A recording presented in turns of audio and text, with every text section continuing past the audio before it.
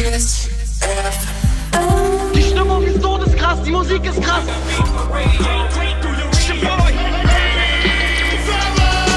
Big Moes Morningshow. I got 99 problems, Big Mo ain't one. Hit me. Herzlich willkommen zurück zu einer neuen Folge Big Moes Morningshow. Heute haben wir einen internationalen Gast, nämlich Baby No Money. Welcome. Hello, hello. How are you doing? I'm good. I've only had one coffee, so once I get two coffees, I'll be fine. You got your second I got one. my second coffee right there. But yeah, I'm good. I'm good. How are you? I'm good, thank you. This is not your first time in Berlin. You've been here Like five before. times. 5 times. Yeah. So you're already an expert. Yeah, Yeah. I love Germany. Yeah. Germany loves my music too, so it's kind of like a nice like pat on the back. I come here and they love me and Yeah. I leave So what's your favorite spots in Berlin? to eat.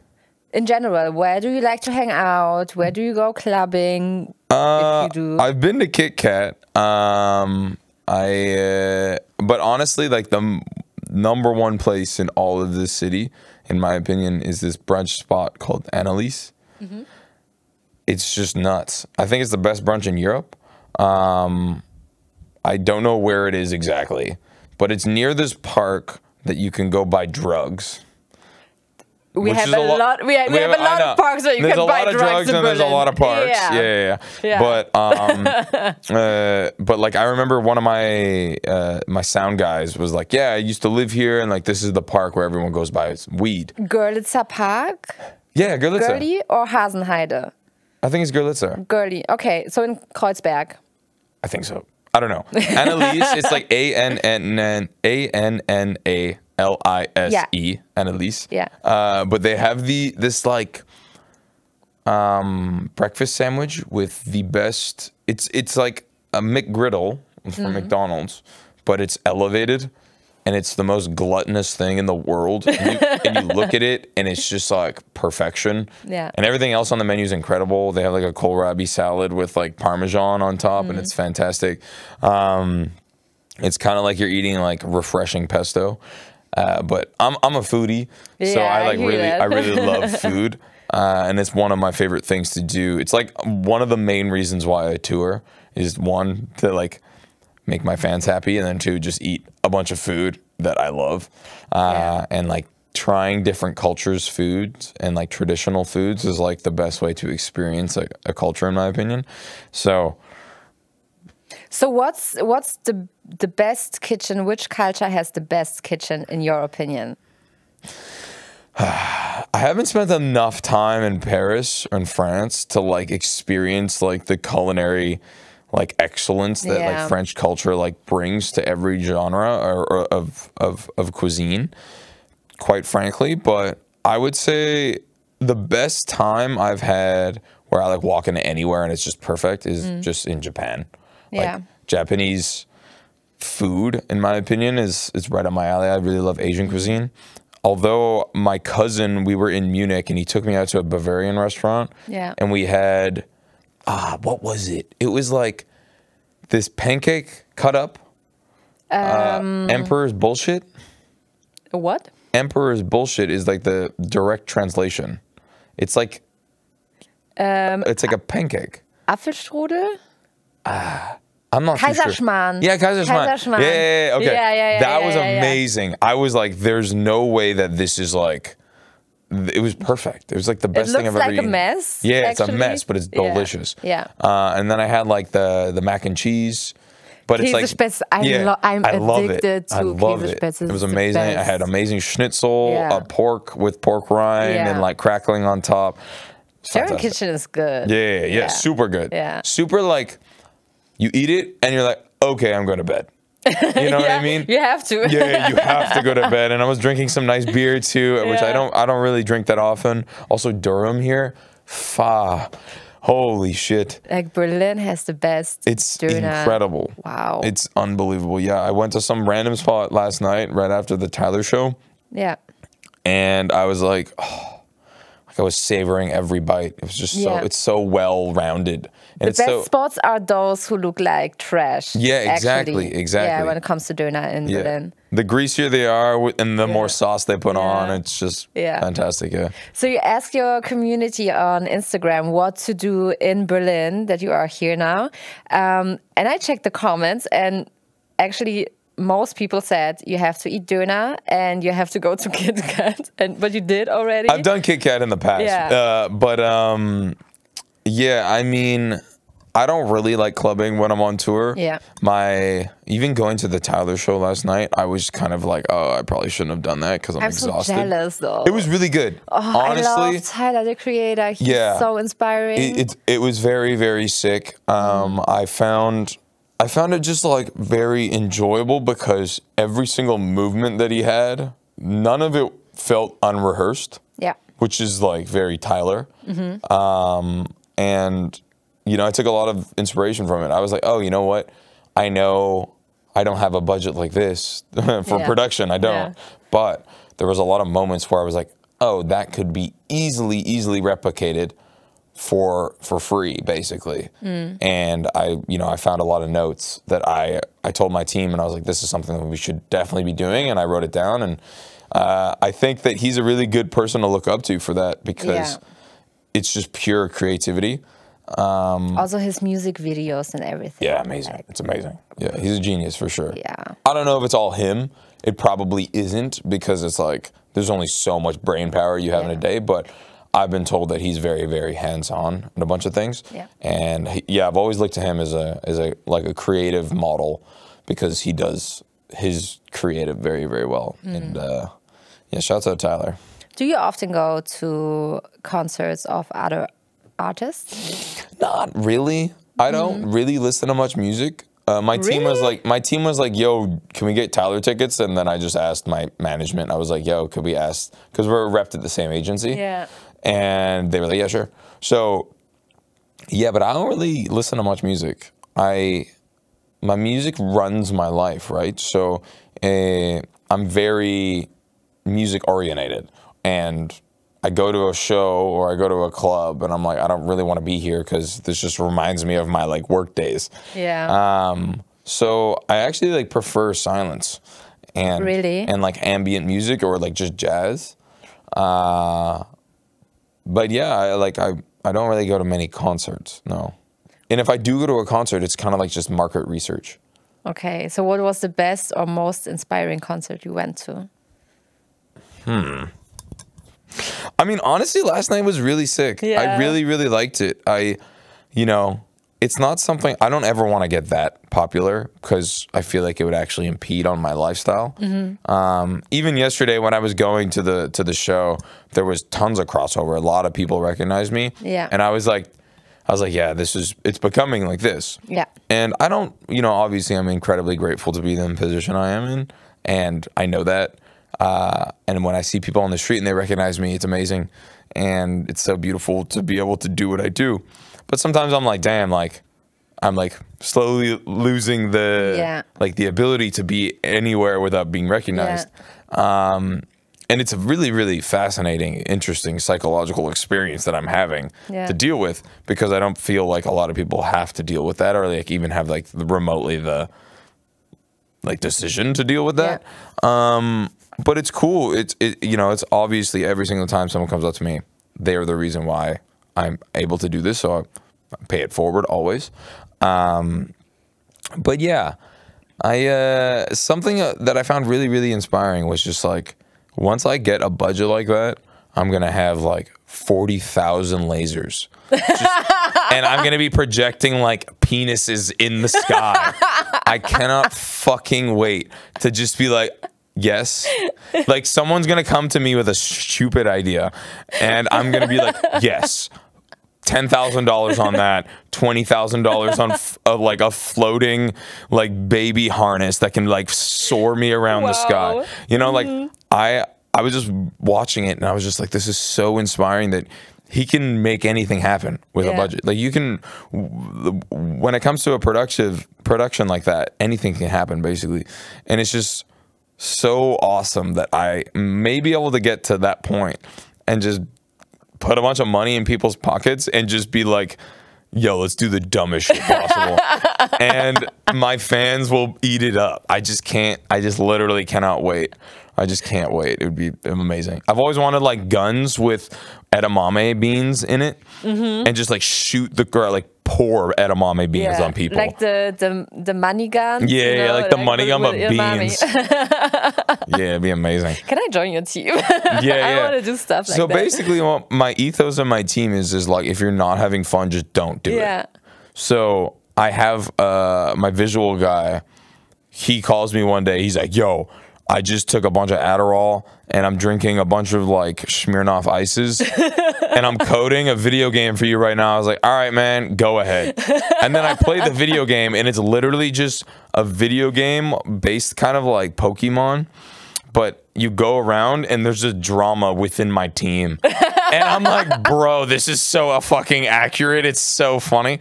And it's just like that. Like randomly, he'll be like, yo, I just did this. Yeah. And it's just like allowing creatives to just be creative with me. And it's kind of like a group of weirdos that just want to be weird together. And it's so much fun. Yeah, it's really, really amazing that I get to like platform artists and just be weird with people. Because that's what people want to just do. And that's what makes you so unique. I mean, when people check your social media accounts, especially TikTok and Instagram, you do have a lot of fun and you don't take yourself too serious. Like most rappers or musicians do have this image they want to show to the world. And especially rappers are very serious mostly, and you are very funny and you dress up and you do the cosplay stuff a lot. Do people in the music industry take you less serious because of your image and what you show the world on your social media? 100%, but I don't give a fuck.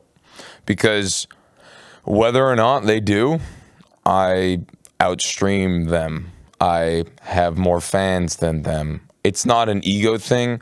I've just gotten to the point where having an expectation to appease people that do everything so traditionally, waste of my fucking time. Yeah. I'm selling out all my shows.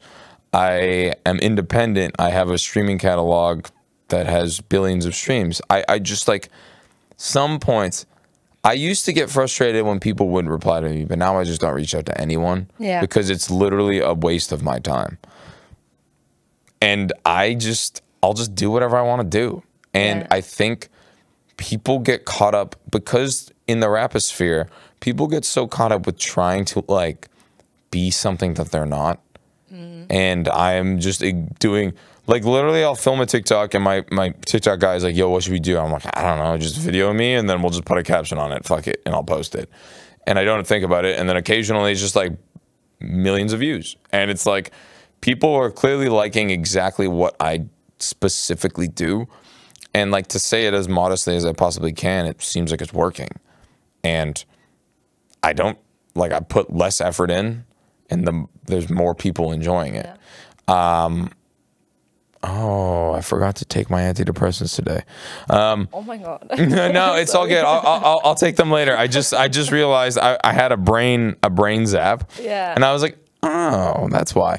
But I also think I used to be a little bit more insecure about things, and you know, not necessarily take myself too serious, but I would take the perception of other people's opinions on myself seriously. Yeah. And now I just don't give a fuck. And I think that's honestly probably because I started taking antidepressants. It's kind of taken the edge off of everything. And I also, like, I have ADHD for sure. And I was going through a really rough period about 5 months ago. And, you know, obviously medicate responsibly. I'm not telling anyone to go get on antidepressants, but if you need them, talk to a psychiatrist. And it's just like, it's changed my life entirely. Like, I see all this hate online about me being this, me being that. And I'm like, I don't care. Okay, it doesn't even bother me. But it's mostly those people who don't care who you really are. They just see what they see. Yeah, exactly. Without thinking like, who is this person really? But what was the point in your life where you said like, you have to change something? Like, take medication and don't give a fuck about other people's opinion. Well, I've always like semi not really given a fuck about other people's opinions. I mean, like having to do what I do, like you're subjected to tons of criticism. But as of recent, like 5-6 months ago, like it's interesting because it's like whether or not people actually like their opinions matter. It's like proof in the pudding. Like my recent songs have been doing incredible. Like you know, whether or not all this negative appeal online, people dislike it, there are real people listening to my music. Yeah. At any given moment, I have like 15,000 people just listening to me on Spotify. And it's like, I don't need more. Obviously, the goal is to release more and more music, which will allot to people listening to my songs more and more. But I don't need anything more. And I'm just exclusively doing this for the fun of it and for the art of it. And to be able to like platform other artists and like just pay people and like pay it forward.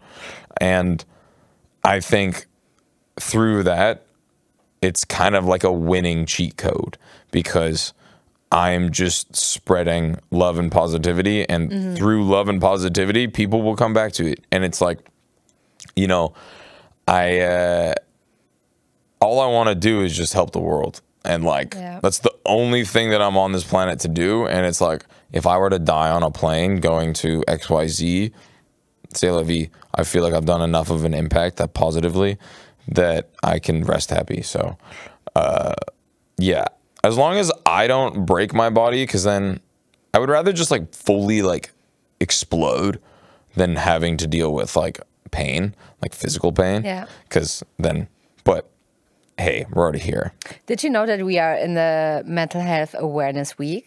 Really? Yeah. I did not know I love that. that we talk about mental health and everything right now. Yeah, I how mean, you deal with it. I'm super happy that it's like way less stigmatized and it's like way normalized to communicate about mental health. I think that's one thing that social media has done really, really well is, you know, platform a bunch of like people that actually know how to speak about mental health and then also just normalize talking about it because, you know, historically it was not, you know, in our parents' generation, it was not spoken about at all. Yeah. And my sister's... And now we have to deal with it. My sister's just getting her PhD this year, which is fantastic. So bravo to my sister. You fucking freak. 15 years in education. But yeah, she's a psychologist. So it's interesting when my parents like don't even believe in therapy. Yeah. And then my sister, I love my parents, don't get me wrong, but like, guys, come on. It's a different generation. Yeah, it's a different generation. It's so interesting. And like, I've been in therapy for the past 6 years. You know, it's obviously not like every day kind of thing, but when I'm in crisis mode, I'll be like, I need to talk to you. But yeah, I mean, medicate responsibly, ask someone if you're struggling, and don't be afraid to reach out to people because you never know what people are going through, and you know, telling someone that you love them might change their whole week. So, and very important, you are not alone with it. So don't feel bad if you have bad times or something. You got friends, you got family. There's always someone who will listen to you. Yeah, you matter. Yeah. So let's talk about your music. I think your biggest song is La La La. It went viral. The moment you were in the studio and you recorded the song, it was very, very spontaneous, I think. So, man, 6 years later, still you fucking have to talk still about fucking talking about this song. Hey, man. Ari, I love you. Thanks for changing my life with me. Y2K.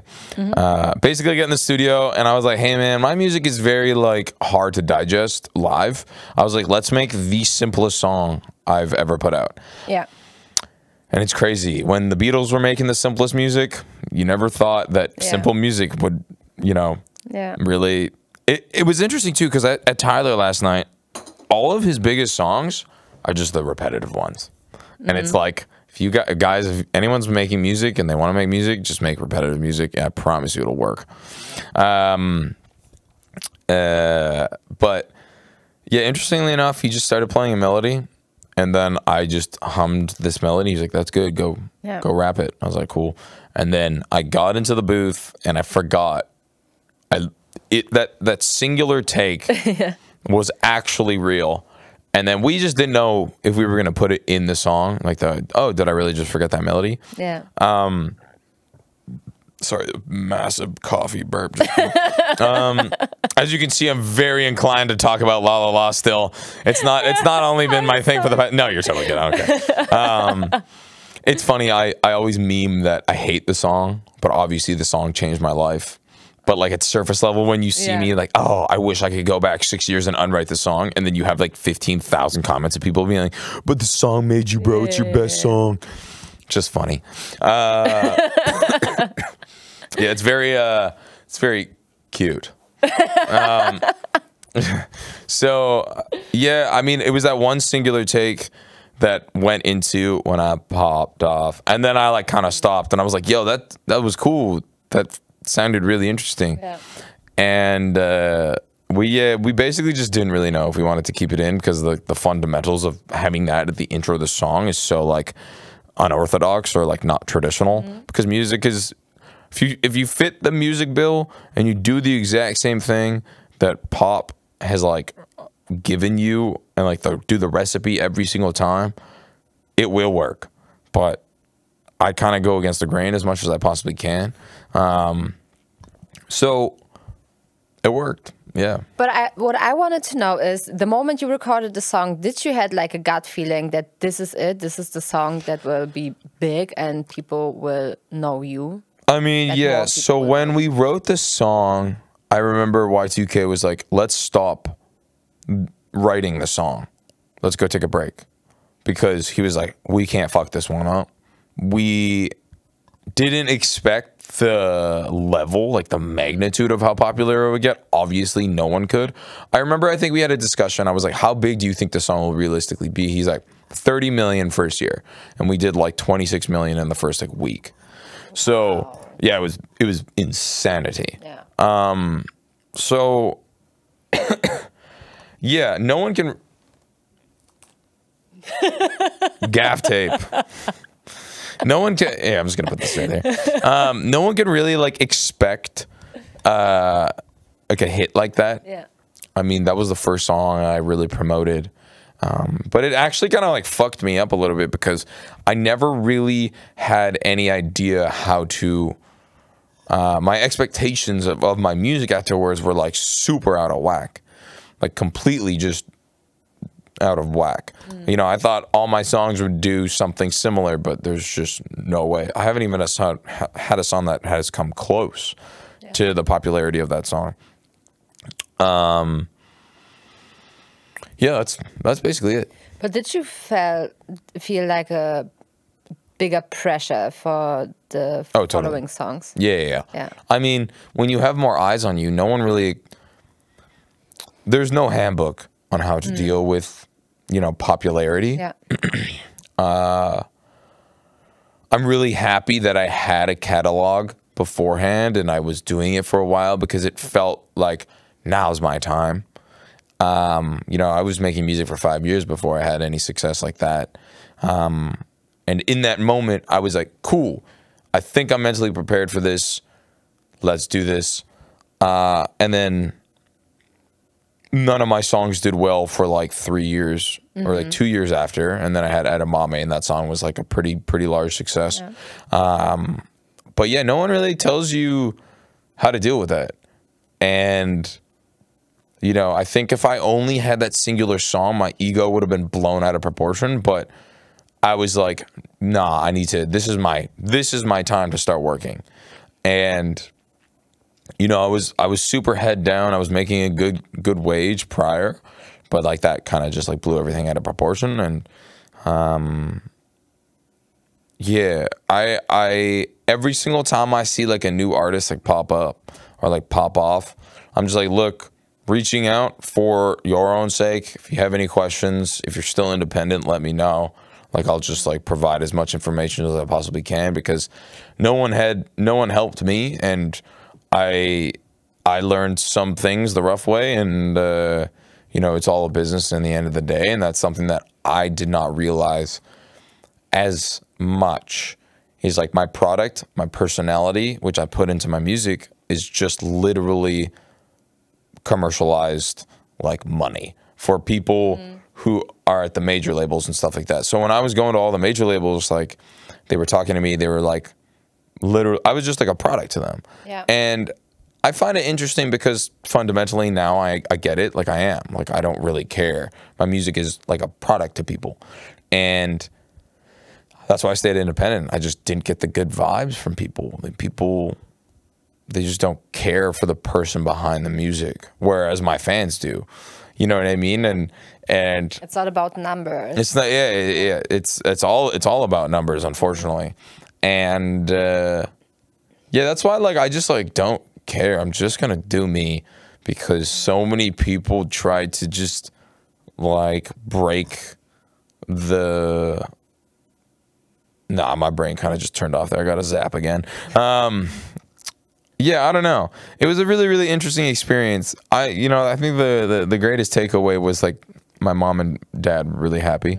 They were like, what the hell is happening kind of thing. And they were proud. Yeah. And they're super proud now. So what is that one point in music business from, I would say, the dark side, if you knew that before you maybe didn't start music? I mean, quite frankly, I've been really lucky with some of the errors that I've made and mistakes that I've had. They haven't been like that tremendous. Albeit I feel like I have a pretty good sense of just letting go of things because it is a business and like depersonalizing, like when people are trying to fuck you over kind of thing. Yeah. I don't really know if I can swear on here, but it's fine. You just bleep me out. Or just put like a sexy sound over my yeah. We have this because it's Kiss FM. We have like sometimes where we have to take out some words. Yeah. I use this. That's hilarious. Wait, yeah, Kiss FM. That makes sense. Yeah. So when was the moment? I mean, nothing is ever fair. And everyone, when someone starts making money, everyone will try to get their piece. And everyone will say that they did the majority of the work to come get their claim. And something that I've realized is like, as long as you take ego out of it and you're just like, yeah, you're right. Even if you know deep down that like you did everything, just let people be happy. Who cares? Because the happier they are, the better work they'll do. Yeah. And if you don't like them kind of thing, like I remember ages ago, I did a deal with a distribution deal, and they were just like, yeah, this is the reason why the song's successful. This is this. And I was like, you're so wrong, but it's totally good because I understand how the internet works and I understand how TikTok works. And I was like, yeah, good job, guys. It's all good. And, you know, you just make people happy. You know what I mean? Like, it's fine. Just keep the ball rolling because once you start taking, like, offense to it of people, like, not understanding your perspectives on, like, how your business runs, people will be, like, just up your ass about things. I don't know. Like, I used to have a management team that I would exclaim, I'd be like, hey, like, I genuinely think the most beneficial thing right now for my career is to go, like, market the song on TikTok and, like, come up with ideas for TikTok and stuff like that. And they would be like, I don't want to download TikTok. So I quickly fired them, obviously. But now I have a team that we just literally sit and brew up ideas of like of narratives and ideas and like how we can include people in the Baby No Money business that can elevate their careers and the song too at the same time. So it's like it's all like a marketing. It's all marketing, and having people that see eye to eye with you is the best way, and having just like creatives in your team is like the best way to have fun and to keep the heart and passion in music. So It's been a really, really fun year this year. It's been like everything we do is just like, I'll just brainstorm an idea or I'll see like literally a comment and I'll be like, I'm going to research into this comment. And then I'll be like, yo, we should do that. Yeah. And it's just so much fun. And anything I say that we do, it just happens. You said already you like to have a lot of fun with your team and just do silly things and stuff like that. But you also said before that you love silence. So I'm curious, what does a studio session look like? Do you need like a turn up with 30 friends or do you have to be by yourself? Nah, usually it's just like me and the producer. And I'll come in, we'll talk like this for like 20 minutes about just like shit. Yeah. Or like, you know, family problems that we're having or personal problems. And then we'll be like, want to make some music? And usually the producer's like, yeah, let's do it. And then we'll like riff on ideas of like core melodic components of the song. And then, or of the beat. And then I'll just be freestyling. And I'll just like say gibberish. And then sometimes the producer will turn around and be like, let's fire. And then I'll go write it in. Yeah. And that's it. And that's how my music is made, basically. It's really straight to the point. It's just like two people. I don't like having a lot of people in the room. Yeah. It like really it overwhelms me. I like being comfortable in the room with people. Yeah. Sometimes if we're making like a hit, I'm like backseat producing. So I'll be like over the producer and I'll be like, yeah, this over here, this over here. And they'll always be like, Alex, shut the fuck up. But I only work with my friends. I only want to work with my friends, specifically on the music things, because it's just like, it's way more fun and they get me. So it's easier to work with people that understand what I want to do rather than having to work with people that you have to explain them. Where occasionally I'll like add a new producer team to my roster if I like them, but it's like I don't really like adding more people because it just makes it more complicated and adds more like heads to the world. There's a bunch of people clapping. Yeah, I think they had a good deal because this is the sales team. Oh, okay, cool. I think maybe they have a good deal and we get some money. Money. I'm sorry about that. No, it's all good. It's funny. But yeah, I mean, I guess that kind of answers the question. Yeah. I checked on Instagram. You do follow a very big German artist. His name is Bausa. Oh, yeah. How comes? Because he doesn't follow you back. I saw that. I don't care. I checked it. Yeah, Bausa. I was doing a festival with alongside him, and I was like, "Yo, I'm at the festival. Want to link up?" And then he just never got back to me. But I like the music. Ski Aggu. You told me before we started to record this video. We have Ski Aggu here on the back, and you said you know him. And did he slide in your DMs or you in his? I don't know what happened or like the first DM that happened, but we've communicated a bunch in the past. Ski Aggu, I love your glasses. I want to take them off of you. But how did I? All I know is like every so often I'm in Germany, I'll just be like, there's one part of the song that he has with Joost Klein that goes, "Ist fine, lecha," and I just say it all the time. I don't know. It's like I love sipping wine. Yeah. How do you say it? Can you say your version, the German version it's again? It's like, ist fine, lecha. I don't know. Ist der Wein lecker? Yeah. Ist der Wein lecker? Yeah. Ist der Wein lecker? Yeah.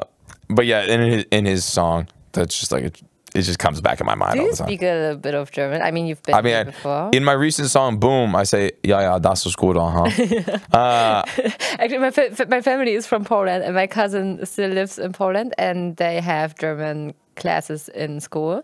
And the only thing she learned, or she still knows from like 5 years of German classes, she's like, ja, natürlich. Yeah. That's it. She always says, ja, natürlich. And I'm like, I mean, yeah, as soon as I say yeah, or like if because I have my mom is Danish, Swiss Danish, so my brother lives in Copenhagen, and whenever we're out in Copenhagen in Denmark, my brother always is like, yeah. And I think it runs in the family a little bit. Yeah. So a little my European side of me comes out of me. But I've been spending. We've done 3 shows in Germany this year, and I'm just like always, das ist gut, bitte schön, danke schön, but that's all I really know. Yeah. You will play a show tonight here in Berlin. What is the most fun part for you during the show? Maybe it's a song, maybe it's some interaction with the fans. I don't know. I like shows. I put a lot of physical energy into my shows. As you can see, my shoes are ripping because I do so much like sidestepping. Yeah. Wow, my hair looks fucking crazy. Wait, hold on. Let's make it more insane. You look like a crazy professor or something. Like a therapist. Like actually, I'm a therapist. My therapist has like hair like this. Not that bad. No, I kind of fuck with this hair. It's kind of sick. It's kind of like this, but without the hat on. Yeah. Yeah. So I don't know what my favorite part of the show is. I mean, honestly, I really like the energy. Like my show has become a rave at this point. It's like a full-blown rave, and it's really fun. I give out a cookbook to whoever like just fundamentally goes the hardest. Yeah. I have someone that comes up on stage and raps my friend's lyrics with me. It's a very like something that I noticed with Tyler's set yesterday is he said like 15 things to the crowd. And it's because he's so fucking cool. Yeah. You know what I mean? Like, whereas my show, it's like, I get down with the audience. I make the audience the performers. Yeah. I make them the show.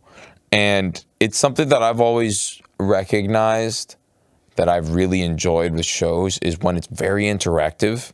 It's so much more fun for the audience. It is. And that's just like something that I made my show, and I don't think it's even close to where I want it to be.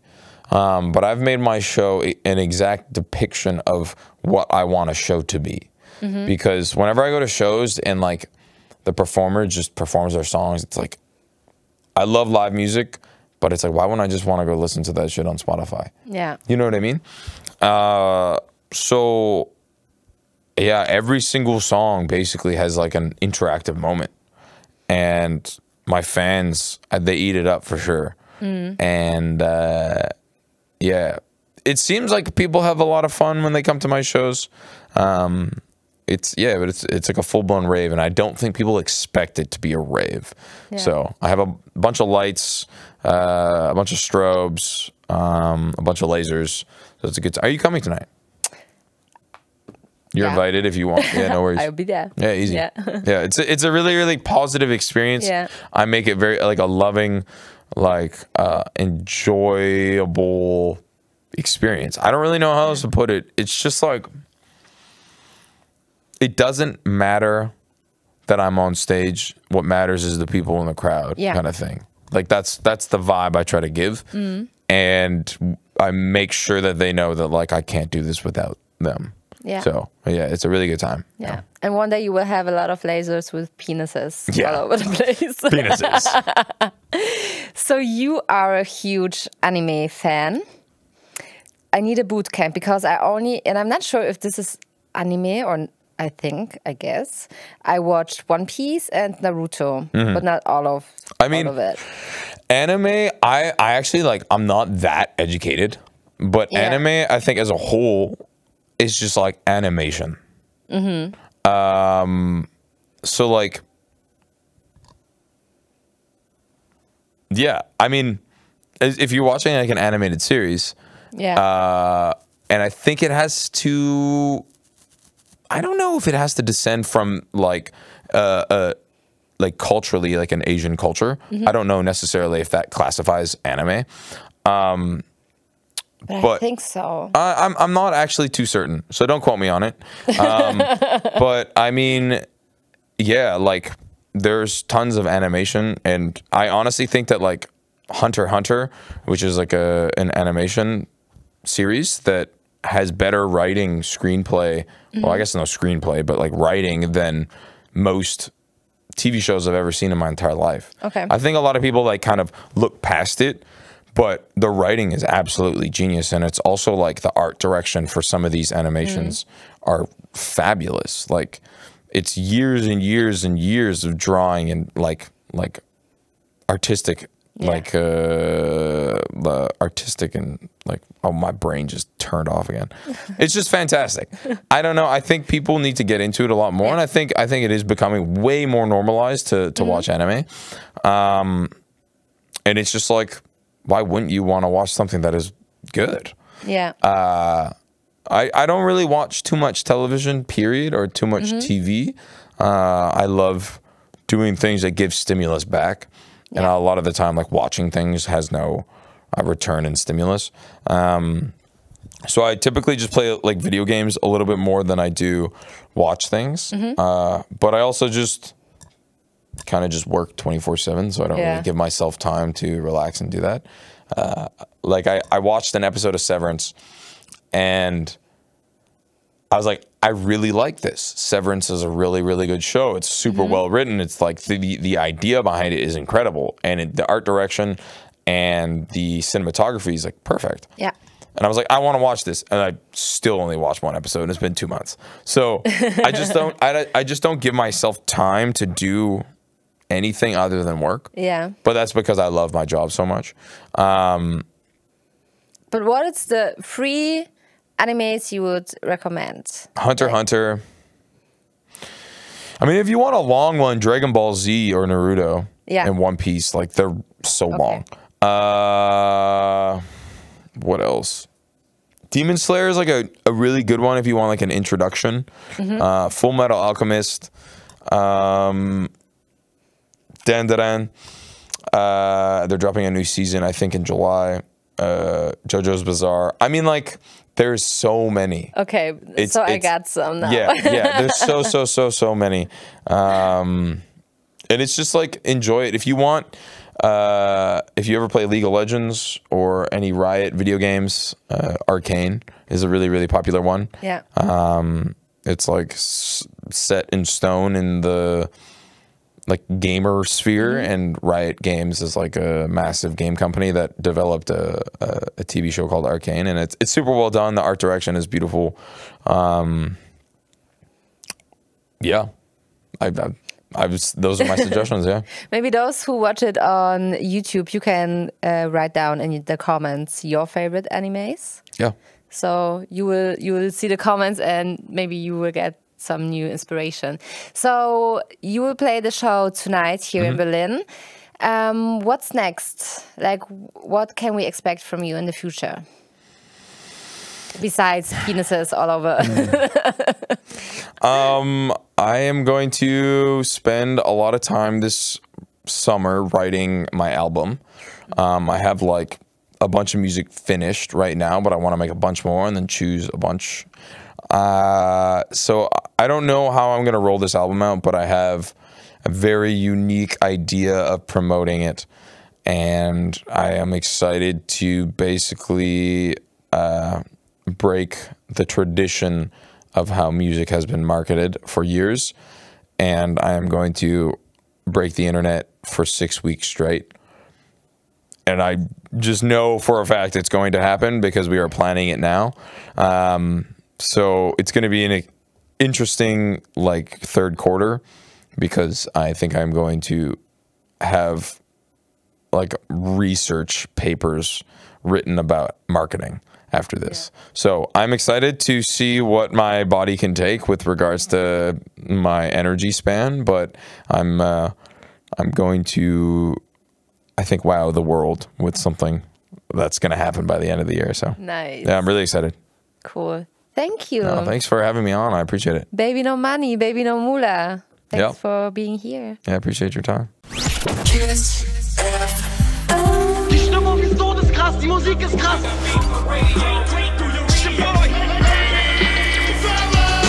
Big Moes Morning Show. I got 99 problems, Big Mo ain't one. Hit me.